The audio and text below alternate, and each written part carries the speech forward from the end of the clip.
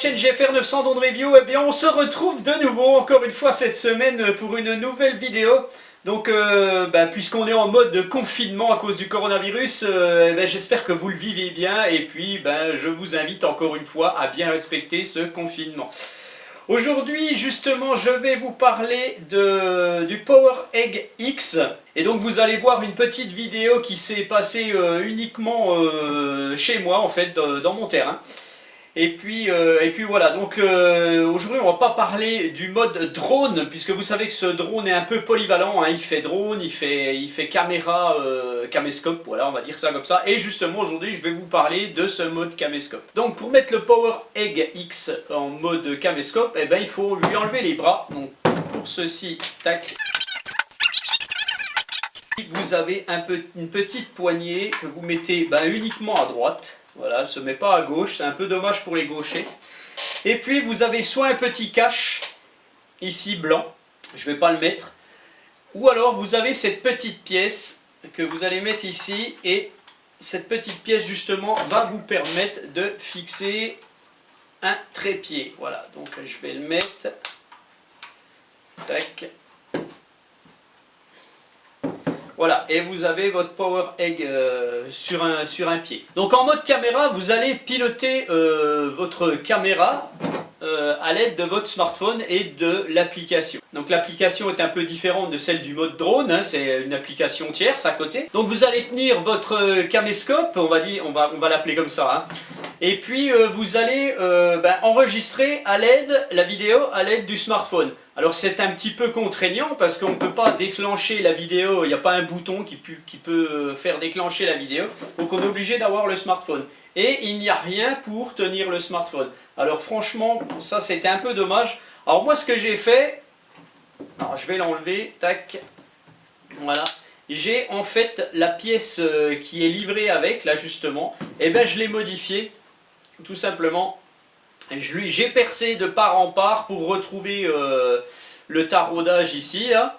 Et puis comme ça, je peux venir fixer et bidouiller un petit truc, voilà. J'ai trouvé des petits accessoires de caméra d'action. Hein, et puis de porte smartphone, et puis en fait j'arrive à me mettre un smartphone dessus. Et voilà, donc ma petite bidouille est prête, donc je prends ma poignée comme ça, donc je peux très bien faire comme ceci, et je regarde en fait ce que je filme, donc bon voilà, c'est un petit peu, c'est un petit peu contraignant on va dire quand même. Ça vaudra pas, parce que vous allez me dire, tu as juste à mettre ton téléphone sur la poignée et puis tu filmes avec ton téléphone, tu n'es pas obligé de filmer avec le drone. Mais bon, voilà, il y a des choses, dans l'application, il y a des petites choses que vous pouvez faire que vous n'aurez pas dans un smartphone, bien entendu. Ça correspondrait peut-être plus à certaines caméras d'action qui existent avec des petites choses interactives dedans, quoi. Mais bon, c'est sympa, vu qu'on a un drone qui est polyvalent, autant s'en servir, surtout que les images sont assez correctes, vous le verrez après. Voilà donc ma petite bidouille pour être tranquille, pour pas avoir à porter mon smartphone à côté et mon caméscope.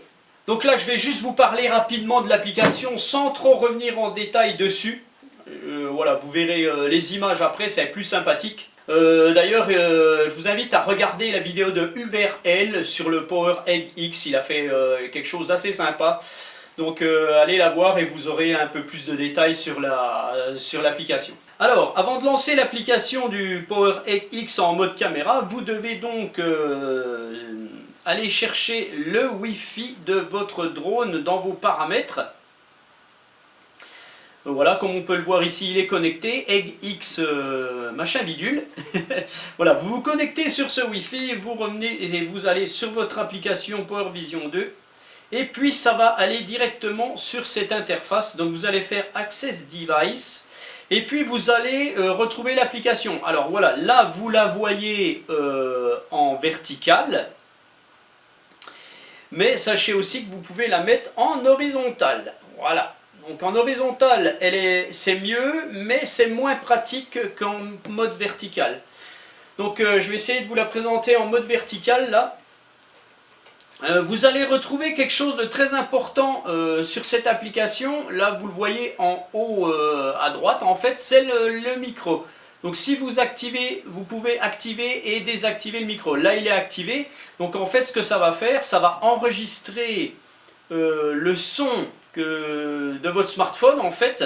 Ça va synchroniser ça à la vidéo de votre caméra. Donc vous pouvez faire un petit reportage en parlant et tout. Donc comme une caméra classique en fait, eh bien, vous aurez le son. Alors on retrouve quoi sur ce qu'il y a d'important, hein, je ne vais pas revenir hein, sur cette application. En fait ce qu'il y a d'important c'est que vous pouvez faire du time-lapse, vous pouvez faire du slow motion, donc vous allez en voir après. Vous pouvez faire de la vidéo classique, de la photo, voilà, donc ça c'est vraiment bien. Et vous pouvez orienter votre gimbal en fait. Voilà, là je descends la caméra, vous devez le voir, là ça remonte. Voilà, là elle remonte. Voilà, tac. Bon, elle n'est pas très réactive sur mon iPad, hein, c'est beaucoup plus sur mon smartphone Android. L'application est plus réactive. Vous avez aussi, vous allez pouvoir visionner bien entendu vos photos et vos vidéos. Et puis vous avez des petits paramétrages en fait.